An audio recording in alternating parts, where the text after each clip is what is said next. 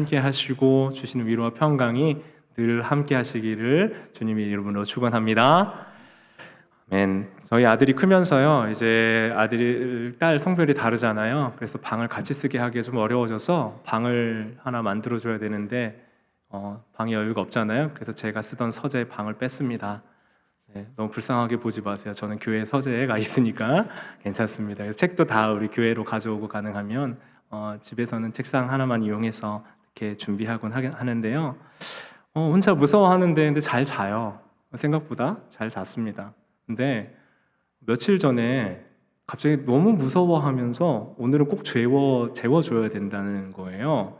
보통 그러지 않으니까 무슨 일인가 싶어서 이렇게 누워서 재워주면서 얘기를 들어보니까 며칠 전에 얼마 전에 꿈을 꿨는데 너무 무서운 꿈을 꿨대요. 그래서 저는 무슨 일이었을까 하고 이제 호기심을 가지고 들었는데 무슨 꿈이었을까요?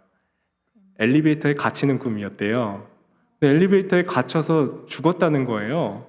근데 여러분 엘리베이터에 갇혀서 죽어요? 안 죽어요. 그래서 제가 엘리베이터는 다 환기가 될 수 있는 시스템이 되어 있고 보이기에는 밀폐되어 있지만 공기가 다 통해서 죽지 않아, 괜찮아 라고 얘기했더니 저 아이들이 울컥 울면서 저에게 말했습니다. 갇혔는데 배고파서 죽었어 라고. 그랬구나. 근데 할 말이 없는 거예요. 배고파서 죽을 수 있잖아요. 그래서 제가 할 말이 괜찮아라고 다독이면서 겨우 재웠습니다. 왜 그러냐면 저희 아들이 어릴 때 아토피가 좀 심했고 먹일 것을 좀 가려 먹였었어야 돼요. 그러니까 약간의 식탐이 좀 있습니다. 그리고 잘 먹고 지금 씩씩하게 커져서 너무 감사한데 근데 저희 아들은 먹을 거에 대한 집착이 조금 있어요. 그래서 잘 못 먹으면 되게 서운해하고 그 닭똥 같은 눈물이라고 아세요? 이렇게 뚝뚝 떨어지는 눈물? 네, 먹을 걸 본인이 못 먹거나 좀 부족하다 싶으면 그렇게 뚝뚝 떨어지는 눈물을 흘리거든요. 먹을 것이 저희 아들에겐 중요한 것처럼 여러분 우리는 각자에게는 내가 똑같이 부족해도 더 부족함을 느끼는 어떤 영역들이 있어요. 그렇죠? 비슷하게 부족한 것 같은데 더 나에게는 그게 큰 고통으로 다가오는 어떤 것들이 있어요. 어쩌면 우리의 일평생 싸움은 뭐냐면 내가 느끼는 그 부족함을 좀 채우기 위해서 애쓰는 평생의 수고가 되는 것 아닌가 생각하게 됩니다. 오늘 이스라엘 상황을 보면요, 여러분 이스라엘의 그 부족함 결핍을 채우기 위해서 이스라엘이 하나님께 끊임없이 요구하는 그것이 바로 사무엘서에 있는 이야기입니다. 오늘 본문을 보면요, 이스라엘과 한 나라가 전쟁을 하는데 어느 나라죠? 블레셋 국가입니다. 블레셋은 그리스 쪽에서 넘어온 해양 민족이에요. 그래서 이스라엘은 유목 민족이었잖아요. 그래서 유목 민족이었던 그 이스라엘이 이제 가나안 땅을 차지하고 정복하면서 정착해서 위치로 보면 이제 동쪽에서 서쪽으로 들어갔고요. 블레셋 국가는 해양 민족인데 서쪽 바다 지중해에서부터 국가가 확장되어 갔어야 됐기 때문에 서쪽에서부터 동진하려고 하는 블레셋과 동쪽에서부터 이 모든 위치를 차지하려고 했었던 이스라엘 간의 이 충돌이 일어날 수밖에 없었던 상황이었습니다. 그렇게 이스라엘이 지금 전쟁하고 있는 상황인데 사실 이스라엘은 유목민족이었거든요. 유목했다라는 말은 뭐예요? 여러분 돌아다닐 때 물건을 많이 가지고 다닐 수 있어요? 없잖아요. 유목하는 민족들은 최소한의 물건과 최소한의 짐들을 가지고 양들과 소들을 먹이면서 키우면서 이동하죠. 근데 이제 이들이 정착민이 됐으니 이전보다 더 많은 소유가 가능해진 거예요. 더 많이 가질 수 있고 더 많이 누릴 수 있게 됐고 농경사회가 발달하다 보니 농경을 통해서 비축할 수 있는 사회가 됐던 겁니다. 시대로 보면 전에 말씀드렸지만 청동기에서 철기 사회로 넘어갔어요. 청동기에서 철기 문화로 넘어가면서 무사 집단이 형성됐고 강력한 군대 무기들이 형성이 됐거든요. 그러다 보니 한 국가와 국가의 예전에는 전쟁이라고 해도 전면전이라고 하기보다 국지전, 이게 부분적인 전쟁이었다면 지금은 나라와 나라의 전쟁으로 크게 확장되어 가는 겁니다. 그러니까 힘센 사람은 더 많이 갖고 더 많이 비축하고 그 힘없는 사람 것을 가지면서 누군가는 더 많이 비축해두는 힘세고 강한 부강한 나라와 그 안에서도 지배계급과 피지배계급으로 이렇게 나누어지는 이 계층과 구조가 가능해지는 시대가 되었던 겁니다. 이스라엘은 사실은 신정국가예요. 신정국가는 무슨 말입니까? 누가 통치해요? 신이 통치하는 나라예요. 근데 왕을 달라고 그래요. 왕이 통치하는 나라는 무슨 나라죠? 왕정 국가예요. 그러니까 사실 이스라엘에는 신이 필요가 없는 나라예요. 근데 왕을 요구하기 시작하는 겁니다. 왜요? 주변 나라들을 보니까 나라가 힘이 세지고 왕을 중심으로 국가가 중앙 집권적으로 모여서 힘을 갖다 보니 더 많은 힘이 생겨서 다른 나라 국가들을 침범하고 더 많은 힘을 가져서 부강하게 되는 걸 봤거든요. 그러니 이스라엘이 저렇게 왕이 세워지면 우리도 더 부강한 나라가 될 수 있겠다고 착각했던 겁니다. 이렇게 이 유목민에서 정착민이 돼서 사유재산 많고 재산 규모 늘어나고 지배와 피지배, 그러면 소유물을 쌓아서 통제하는 구조를 바라다 보니 재산과 토지를 보호해줄 왕을 요구했던 건데요. 계속해서 이스라엘은 자기들의 필요, 욕구, 니즈를 요구하며 자기 목마름과 필요를 계속 하나님께 기대하고 달라고 요청해 왔던 겁니다. 자, 그 사이에서 이제 블레셋과의 전쟁이 일어난 거죠. 그리고 나서 오늘 말씀을 보시면요, 블레셋과의 전쟁에서 일단 전쟁이 한 번에 딱 붙어서 끝나는 게 아니잖아요. 첫 번째 이 부딪힘 속에서 이스라엘의 4,000명 가량이 죽임을 당했어요. 2절 보시면 전쟁에서 죽임을 당한 군사가 4,000명 가량이다라고 표현되어 있거든요. 이게 이스라엘의 패배에 4,000명의 죽음이 그들에게 이슈가 딱 되고 나니까 깜짝 놀란 겁니다. 그래서 이제 어떻게 할까 생각하는데, 지금까지 그들이 이기고 승리하면서 여기까지 올 수 있었던 이유는 딱 한 가지였어요.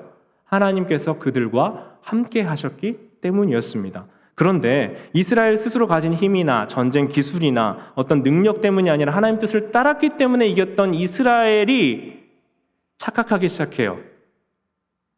자기들이 가지고 있는 그 언약궤를 가져오면 우리는 전쟁에서 이겨 패배를 극복할 수 있겠다라고 생각하기 시작합니다. 사랑하는 여러분, 하나님과 동행할 때 하나님의 손이 우리와 함께 하시고 우리를 이끌어 하나님 뜻 안에서 승리하게 하시는 줄 믿습니다. 기준이 뭐예요? 하나님의 뜻을 따라 살고 하나님이 주신 힘을 힘입어 이기는 것이 싸움의 승리의 근본이고 기본이었어요.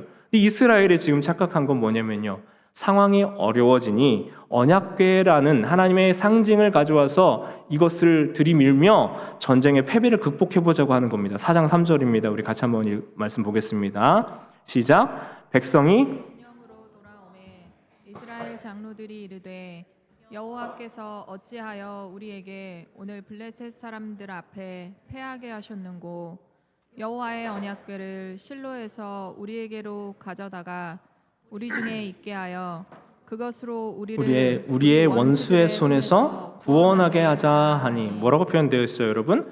법궤 말씀 언약궤 가져다가 그것으로 우리 원수들의 손에서 구원하자라고 표현합니다. 자, 하나님의 그 궤, 하나님의 상징을 가져와서 자기 마음대로 자기들 마음대로 사용할 수 있다고 생각하는 거예요. 마치 언약궤를 자기들이 마음대로 사용할 수 있는 부적처럼 쓰려고 했던 거예요. 언약궤는 뭐냐면요, 이스라엘과 하나님이 함께 하시는 상징물이었어요. 단순한 궤짝이 아니었어요. 그래서 그 안에 뭐가 있었냐면요, 십계명 담긴 돌판인 법궤가 있었고요, 그 다음에 만나를 담은 금 항아리가 있었고, 또 아론의 쌍난 지팡이가 그 안에 있었습니다. 그러니까 그 자체로는 어떤 효력과 힘이 있는 게 아니었어요. 그 상징이었어요. 하나님이 그들과 함께 하고 계신다라는 상징이었는데, 그들은 뭐처럼 지금 쓰고 있냐면 이걸 가져오면 마치 부적처럼 승리하고 전쟁에서 이길 수 있겠구나 하고 생각하기 시작했던 겁니다. 여러분, 이 본문을 보시면요, 이스라엘의 마음이 높아지고 있는 것이 보입니다. 내가 하나님을 통제할 수 있다고 믿는 거예요. 그래서 여호와 하나님께 속한 이스라엘이 된 게 아니라 그들이 여호와 하나님을 자기 마음대로 내 뜻대로 부리는 우상으로 만들어버렸어요.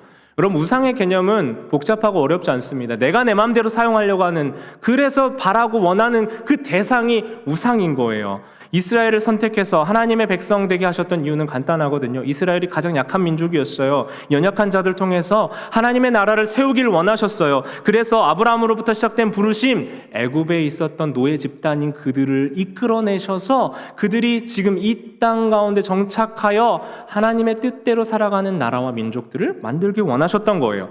약소국인 이스라엘이었지만 그들을 부강하게 하시고 힘주셨던 하나님이 함께 하셨던 하면 어떤 일이 일어나는지를 보여주려고 이스라엘을 사용하였는데, 마치 지금 형국이 어떻게 됐냐면요, 하나님 손에 붙들린 지팡이가 하나님의 손에 쓰여서 이 모습 저 모습을 갖추는 게 아니라, 이렇게 저렇게 쓰이는 것이 아니라 지팡이가 그것을 사용하는 그 주인에게 이렇게 하라 저렇게 하라 명령하고 오가게 하는 꼴이 돼버린 겁니다. 하나님께서 자기 뜻대로 자기 욕망과 자기 욕심대로 살았던 엘리와 두 아들에게 이렇게 심판의 말씀을 말씀하셨어요. 사무엘상 2장 30절 말씀입니다. 그러므로 이스라엘 하나님 나 여호와가 말하노라. 내가 전에 너와 내 집과 내 조상의 집이 내 앞에서 영원히 행하리라 하였으나 나 여호와가 말하노라. 결단코 그렇게 하지 아니하리라. 잘 보세요. 나를 존중히 여기는 자는 내가 존중히 여기고 나를 멸시하는 자를 내가 경멸하리라. 여러분, 존중히 여기는 게 뭡니까? 하나님 앞에서 굽신하고 그냥 자세가 바르고 경건한 태도, 그거 모두 할 수 있잖아요. 다 할 수 있는 건 아닙니까? 예배 드릴 수 있는, 예배 자리에 앉아 있는 거 똑같이 할 수 있어요. 그런데 결정적인 건 뭡니까, 여러분? 우리 마음과 그 말씀을 들은 우리의 삶의 태도에서 나타나는 거예요. 이스라엘이, 오늘 본문에 보이는 이스라엘은 하나님을 존중하는지 안 하는지, 어떤 민족이 되었는지 잘 드러나는데요. 그럼 내가 하나님의 다스림을 받으면 그분을 존중히 여기는 겁니다. 내 마음대로 하면 멸시하는 거예요. 여러분, 사람과의 관계에서도 간단하게 생각해 보세요. 내가 누군가 앞에서, 제가 어떤 어른 앞에서 예의를 갖췄습니다. 태도를 바르게 했습니다. 옷을 고쳐 맸습니다. 그리고 그분의 말씀을 잘 경청했습니다. 그런데 그 말을 듣고 나서 나는 내 하고 싶은 대로 한다면 그분을 존중하는 겁니까? 아니죠. 내가 그분의 얘기를 들었으면 그분의 뜻과 말씀과 이야기대로, 들은 조언대로, 하라는 뜻대로 순종하고 순명하며 그 뜻에 맞추어 내 생각을 바꾸어 갈 수 있을 때 존중하는 거예요. 여러분, 예의를 아무리 갖추고 내가 그렇게 자세를 고쳐 맸었더라도 내 마음대로 나가자마자 하는 건 그분을 존중하는 것이 아니라는 말입니다. 존중은 말씀을 듣는 자세뿐만이 아니라 정말 우리의 마음과 삶과 태도의 변화를 얘기하는 거예요. 이스라엘은 지금 뭐 하고 있어요? 지금 전쟁을 했으면, 전쟁 가운데 처음에 약간의 패배를 맛봤으면 그때 이스라엘은 자기들의 마음과 태도를 돌이켜 하나님 앞으로 나와 하나님의 뜻을 묻고 하나님 앞에 회개하는 회개의 행동으로 돌아왔어야 돼요. 하나님, 저희가 무엇을 잘못했지요? 하나님, 저희가 어떻게 해야 되죠? 하면서 물었어야 돼요. 그런데 지금 뭐 해요? 하나님 여호와의 상징인 언약궤 가지고 이거 앞으로 들이밀면 이길 수 있겠구나 하고 착각하고 있는 겁니다.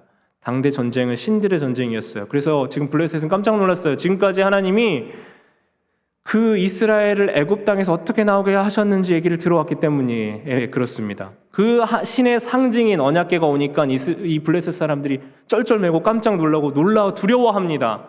그런데 한 사람이 나타나, 한 장부가 나타나 그렇게 하지 말고 담대히 싸우라고 해서 결국 블레셋이 이기게 되는 거예요. 여러분, 이스라엘이 지금 해야 할 일을 하지 않고요, 그들 뜻대로 통제할 수 있는 신을 바랬어요. 그들의 전쟁을 이기게 하고 행복하게 해주고 승리하게 하는 그 상징을 가져와서 들이밀었던 겁니다. 내가 원하는 뜻을 들어주는 대상, 그 대상 앞에 우리의 치성을 드리고 우리의 에너지를 쏟고 우리의 마음을 표현하는 것, 그거 뭐라고 해요? 종교라고 해요. 종교는 그런 거예요, 여러분.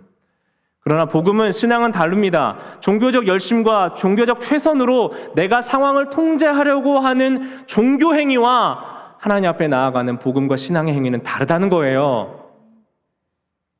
이스라엘은 하나님 앞으로 나와 패배한 연약함을 가지고 돌이켰어야 됩니다. 근데 그게 아니라 나름의 대책을 가져와요. 그 대책이 뭐였다고요? 언약궤였다고요. 사랑하는 여러분, 그 언약궤만으로는 아무 능력이 없어요. 그 언약궤의 능력이 있었던 이유는 뭡니까? 하나님이 그들과 함께 하셨기 때문입니다. 우리의 종교적 열심과 행위는 아무런 힘과 능력이 없어요. 우리가 하나님의 능력과 힘을 힘입어 살아갈 수 있는 건 내 종교적 행위가 아니라 그 우리의 마음과 뜻이 하나님과 통했을 때 하나님이 우리의 인생 가운데 찾아오시고 개입하셔서 우리와 동행하는 그 하나님의 임재의 능력이 있는 줄 믿습니다. 언약궤를 그냥 부족으로 만드는 것처럼 여러분 신앙생활 하지 마세요. 하나님의 은혜와 임재를 사모하는 그 은혜가 여러분에게 있기를 원해요. 사랑하는 여러분, 종교는 내가 신을 통제하려고 합니다. 그러나 기독교 신앙은 내가 하나님의 다스림을 받습니다.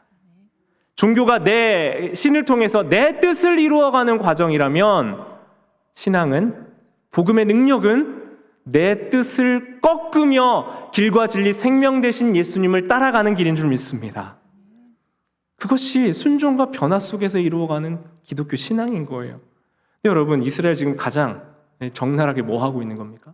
내 마음대로, 내 뜻대로 할 수 있는 신, 내가 좌우하는 신으로 하나님을 대하고 있습니다. 그렇게 우리가 하나님 대하면요, 하나님의 긍휼이 우리에게 임하질 않아요. 하나님이 우리를 불쌍히 여기시는 그 긍휼이 우리에게 오지 않습니다. 마치 내가 하나님을 통제해서 내가 하나님을 건지는 것처럼 행동하고 있잖아요. 구원은 내가 하나님께 건짐받고 구원받는 건 줄 믿습니다. 내가 내 마음대로 해서 하나님을 통제해서 나 구해주시오 하고 하는 게 아니라 하나님 나를 구원하소서 하고 내 자신을 하나님의 뜻 안에 맡기며 나아가는 자들을 구원해 주시는 능력이 복음의 능력인 줄 믿습니다. 여러분, 그래서 원래 하자는 게 그거예요. 성령의 능력에 따라 살자고요. 성령 하나님께 우리 자신을 맡기며 하나님께서 인도해 주시는 우리의 그 삶을 맡기며 나아갈 때 하나님 앞으로 나아가고 그 하나님께서 우리를 건지시는 걸 경험하게 되는 겁니다. 근데 여러분, 우리가 이걸 잃어버려요. 그리스도인이라는 말은 있는데 삶이 없습니다. 여러분, 정말 제가 질문 한번 드리고 싶었어요. 지난주에 한번 주일에 못 오셨잖아요. 2주 만에 교회 오셨죠. 정말 주일 한 번 예배 드리는 것으로 충분하십니까? 제 블레임하고 비난하려는 게 아니라 여쭤보는 거예요. 스스로 질문해 보실 때. 여러분, 우리가 이제 온라인에서 계속 여러분 맨날 울리죠. 귀찮으시죠? 네, 교회 카톡방에 계속 올라오죠. 참 꾸준히도 올린다 싶으시는 마음도 들으시죠? 왜 그렇게 올리고 계속 말씀, 성경 공부, 기도, 예배 계속 왜 알리는 거예요? 사랑하는 여러분, 168시간 일주일 중에 아이들 양육하는 것도 마찬가지고요. 168시간 중에 딱 1시간, 이 시간 예배하는 것만으로 여러분 정말 그렇게 하나님께 여러분의 의지와 생각과 뜻이 맞춰지세요? 저는 안 되던데요. 여러분, 마치 정말 우리가 1시간 예배 드리는 것으로 부적 삼아 나는 내 할 일 다 했다 생각하신다면 오늘 이스라엘의 모습에서 나의 모습 보시기 바랍니다. 우리가 말씀을 경홀히 여기고 하나님에 대한 경외와 그 말씀 따라가고 의지하면서 우리 자신을 변화시키고 하나님의 말씀 앞에 순종하며 나가는 걸음은 없는데 우리 삶을 통제하고 있는 휴대폰과 미디어와 모든 얘기들에게 내 이야기가 다 빼앗겨 있으면 여러분, 우리가 아무리 이 1시간에 집중해서 예배 드리려고 해도 그 1시간의 힘이 곧 사그라들기가 너무 쉬운 거예요. 제가 한 기독교 신문사에서 그 어떤 이야기를 봤어요. 이번에 수능 만점 한 한국에서 1등 한 사람이 학교 어디 갔을까요? 서울의대 갔어요. 네, 서울의대 갔는데 기독교 신문에서 인터뷰를 하더라고요. 인터뷰를 했는데 이렇게 기사로 쭉 나와 있어요. 근데 참 마음이 아팠어요. 저는 이 학생에 대한 유감은 전혀 없습니다. 근데 이것이 왜 기독교 신문에서 이렇게 표현되어서 알려지고 있을까 하는 안타까운 마음이 있었어요. 뭐라고 되어 있냐면요, 믿음의 가문이고 집안의 목사 장로 그리고 모태신앙이다. 근데 중학교 이후로는 교회에 잘 안 갔고 성탄절에는 꼭 교회를 가려고 노력했다라고 되어 있었어요. 전 그 학생에게 잘못했다는 얘기 전혀 하고 싶지 않습니다. 근데 그럼 잘못하면요, 우리가 무슨 메시지를 받을 수 있어요? 기독교가 부적이 되는 거예요. 기독교를 믿는 집안, 기독교 집안이니까 수능 전국 1등 할 수 있다라고 얘기하는 것처럼 들릴 수 있는 겁니다. 이 시대가 생각하고 있는 신앙의 목적이 도대체 뭔가, 신앙의 중심이 무엇인가 다시 질문해 보게 됩니다. 하나님을 존중히 여기고 섬기는 것을 하나님 부적처럼 대하지 않는 거예요. 하나님을 우리의 인생의 주인으로 모시는 거예요. 그게 하나님을 존중히 여기고 모시는 삶인 겁니다. 1등에서 영광이 아니고요, 과정에서 하나님을 만나고 함께 했기에 그의 인생이 결과가 어떠하든지 간에 하나님이 함께 하신다. 이게 바로 기독교 신앙에서 칭찬하고 자랑해야 되는 거 아닙니까? 여러분, 1등만 기억하는 무슨 세상. 사랑하는 여러분, 우리 자신의 믿음이 무엇인지 점검해 봅니다. 오늘 제목이 나는 무엇을 믿고 있습니다. 무엇을 믿고 있습니까?로 정했어요. 난 무엇을 믿고 있습니까? 여러분은 무엇을 믿고 있습니까? 가끔요, 저 제 자신에게 질문해 볼 때가 있는데요. 여러분, 저는 내가 정말 사랑하는, 내가 하나님을 믿고 사랑하는 게 아니라 하나님을 믿고 교회를 다니고 목회를 하고 있는 저를 믿을 때가 있다는 생각을 해요. 무서운 일입니다. 목회자인 저도 정말 하나님을 사랑하고 믿음으로 살아가는 삶이 아니라 목사로 괜찮게 살아가고 있는 나를 사랑할 수 있다고요. 여러분, 저 같은 목회자나 목사나요, 장로, 권사, 집사님 호칭 달고 계신 소위 믿음 좋다 생각하시는 분들 조심하셔야 돼요. 내가 하나님을 사랑하는 것이 아니라 하나님을 사랑하고 있는 나를 사랑하고 있는지 질문해 보셔야 된다고요. 각 시대가 좋아하고 바라는 배우자감들이 있죠. 여러분의 시대에 지금 옆에 계신 분들은 어떤 조건에 의해서 만족하고 사랑에 빠지게 되셨어요? 잘생겼어요? 네, 바로 나오는데 누구예요? 누가 잘생기셨어요? 너무 많으셔서. 네. 여러분, 각 시대가 좋아하는 배우자감이 있는데 요즘 시대의 배우자감 1순위는 누굴까요? 돈이 많은 사람이더라고요. 네, 정말 그렇더라고요. 자랑하는 것도 다 뭐에 대한 자랑이에요? 물질에 대한 자랑이에요. 이 시대는 돈을 사랑하는 시대가 돼버렸어요. 자, 여러분 바꿔 생각해 볼게요. 그러니까 배우자감의 1위가 물질이 많은 사람이고 인기가 많은 사람이 된 것처럼 운동하는 사람들의 모임에서는 누가 인기가 가장 많을까요? 운동 잘하는 사람이겠죠. 그죠? 만약에 자녀 양육하는 모임에서는 누가 인기가 제일 많고 힘을 가질까요? 자녀 잘 양육하고 소위 말하는 대학 좋은 데 보낸 분이 힘을 갖습니다. 말이 힘을 가져요? 냉정하게 얘기해서 교회에 다니는 사람들의 모임에서는 누가 이겁니까? 믿음 좋은 사람이 이건 거예요. 그죠? 그래서 없는 믿음도 있는 것처럼 보이게 보이는 거예요. 참 다행인 건 여러분, 우리 교회는 참 소망이 있어요. 내가 믿음이 있다라고 자랑하는 분들이 없으세요. 그죠? 네, 없는 믿음도 있는 것처럼 보여야 되는데 우리는 있는 믿음도 없는 것처럼 보이시는 분들도 많아요. 우리 교회 전반적인 분위기가 그래서 너무 좋습니다. 그런데 여러분, 우리가 아직 믿음이 우리가 전체적으로 어리다, 연약하고 부족하다라고 평가하면서 그럼에도 되게 소망이 있는데 여러분 그걸로 끝나면 안 됩니다. 하나님께 어떤 마음으로 나아가는지, 겸손한 마음으로 하나님 말씀을 듣기를 사모하는 마음으로 나아가야 그 연약한 믿음이 소망이 되는 겁니다. 그럴수록 하나님을 귀히 여기고 존중히 여기고 겸손한 마음으로 주님 앞으로 나아갈 때 우리에겐 소망이 있습니다. 지난주에 방문했던 한 청년이랑 얘기했는데 그 남자 형제가 청년들 섬기는 간사를 하고 있더라고요. 근데 청년의 때는 이런 얘기를 했어요. 청년의 때를 보니까 자기가 보니까 청년의 때는 어른들에게 볼 수 없는 변화가 훨씬 빨리 일어난대요. 제가 봐도 그래요. 왜 그렇습니까, 여러분? 어른이 되고 고착되고 내가 안다고 생각할수록 우리가 하나님 앞에 겸손히 나오기가 참 어렵거든요. 내가 내 마음대로 부리고 싶은 내가 필요한 신이 필요한 거지, 정말 그 하나님의 뜻에 우리 자신을 변화시키고 맞춰가는 삶이 어려워요. 지금 몇 년, 몇십 년, 몇 수십 년을 고정해와서 살아왔던 삶이 있기 때문에 그래요. 그래서 철저하게 깨지고 부서진 경험이 있는 분들이 하나님 만나기가 좋은 거예요. 인생의 문제와 어려움이 닥쳐왔을 때는 인간적으로 너무 마음 아프고 슬픔의 시기고 제가 옆에 볼 때 안타까운 때입니다. 그런데 그때 저는 소망을 봐요. 왜요? 그 연약함 가운데 꿰뚫고 찾아오시는 하나님의 은혜가 그 안에 있기 때문에 그래요. 우리를 자녀 삼아주시고 자녀로 다시 태어나게 거듭나게 하시는 은혜가 그 어려움 가운데 많은 분들에게 임하기 때문에 그렇습니다.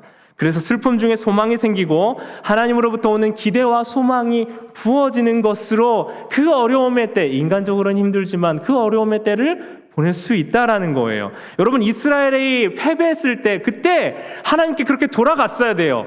하나님의 뜻과 기준대로 하나님 앞에 돌아오고 회개했어야 됩니다. 하나님 앞에 자신들의 태도와 마음과 깃을 점검하고 하나님의 뜻을 쫓았어야 돼요. 근데 지금 그들은 뭐합니까? 하나님을 우상으로 만들어 우리가 이거 있으니까 이길 수 있어 하며 하나님을 부적처럼 만들었던 겁니다. 로마서 5장 1절부터 4절 말씀입니다. 그러므로 우리가 믿음으로 의롭다 하심을 받았으니 우리 주 예수 그리스도로 말미암아 하나님과 화평을 누리자. 또한 그로 말미암아 우리가 믿음으로 서 있는 이 은혜에 들어감을 얻었으며 하나님의 영광을 바라고 즐거워하느니라. 다만 이뿐 아니라 우리가 환난 중에도 즐거워하느니, 같이 한번 말씀 볼까요? 이는 환난은 인내를, 인내는 연단을, 연단은 소망을 이루는 줄 알미로다. 내 존재가 하나님의 긍휼이 필요한 죄인이고 하나님의 사랑이 아니면 나는 소망이 없습니다. 하나님, 그래서 예수님의 십자가가 내 죄를 사해 주심을 믿습니다. 그리고 모든 사망의 어둠으로부터 나를 건져주심을 믿습니다. 그것이 그리스도인으로서 우리가 함께 믿는 바입니다. 믿음으로 하나님의 긍휼을 얻어 예수 그리스도를 통하여 하나님과 화평하게 되었습니다.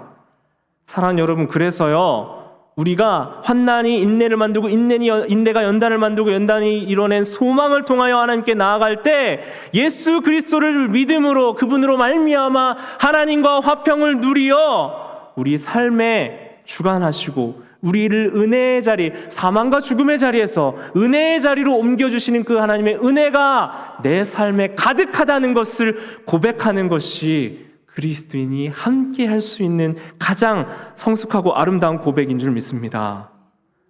여러분, 그래서 그 하나님의 긍휼이 여러분 안에 구해지길 원합니다. 하나님의 은혜를 구하세요. 내가 믿고 알고 있는 바에 대해서 지나치게 확신하고 자랑하지 마시고, 하나님, 저는 오늘 또 구원받고 용서받아야 되는 죄인입니다. 나의 작은 실패와 연약함 속에서 하나님을 찾으시고 내가 정말 믿고 있는 것이 무엇인지 점검하시고 하나님의 은혜와 사랑, 그 긍휼을 구하는 우리 모든 성도님들 되시기를 주님의 이름으로 축원합니다. 같이 기도할까요? 여러분, 결혼해 살다 보면은 어느 시점쯤 되면은 지지고 볶다가 상대방이 불쌍해지는 시기가 온다고 합니다. 네. 그렇게 불쌍하대요. 제가 볼 때는 별로 안 불쌍한데 불쌍해 보인대요. 여러분들에게 그런 순간이 있으셨어요? 우리가 사랑을 정의할 때 대부분 어떤 사랑을 얘기해요? 심장이 막 이렇게 두근두근 하는 이거 사랑이라고 생각하죠. 방송에서 나오는 사랑도 그런 사랑이죠. 이 사랑이 살는데 10년, 20년 계속되면 뭐예요? 이거 부정맥이에요. 정상이 아닙니다. 근데 미디어나 매스컴에서는 그렇게 마음이 몽글몽글하고 이 가슴 뛰는 사랑을 자꾸 얘기하니까 40, 50, 60에도 그런 사랑을 만나야 진짜 사랑을 만난 것처럼 얘기하는데 그거 속으시면 안 돼요. 진짜 사랑은 그런 게 아니에요. 일시적인 감정이잖아요. 그거. 사랑의 한 모양, 양태입니다. 성숙한 사랑은요, 내 감정에 대해서 나를 만족시켜주는 것을 찾는 것이 아니라 긍휼히 여겨지는 마음이에요. 누구처럼요? 하나님 아버지가 우리를 긍휼히 여기시는 것처럼. 긍휼히 여김을 받았기 때문에 우리는 그 은혜의 자리에 들어가는 거예요, 여러분. 근데 여러분, 하나님을 자꾸 부적처럼 쓰려고 하지 마세요. 은혜를 구해야 되는데 왜 내가 하고 싶은 대로 하나님을 끌어다 쓰면서 부적처럼 사용하냐고요. 여러분, 예배 많이 오세요. 자주 성경 공부 참여하세요.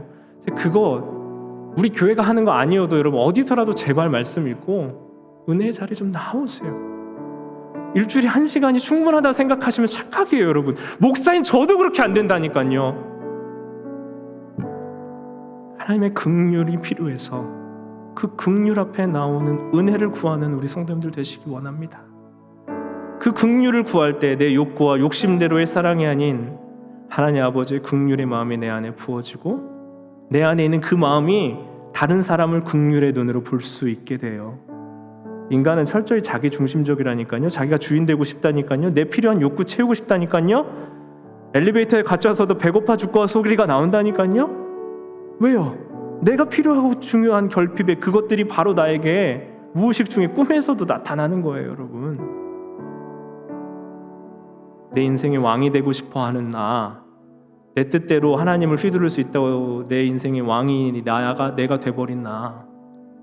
여러분, 올 한 해 내 안에 왕 몰아내고요, 성령께 매여 성령 하나님이 우리 안에 임하시길 원합니다. 먼저 찬양할게요.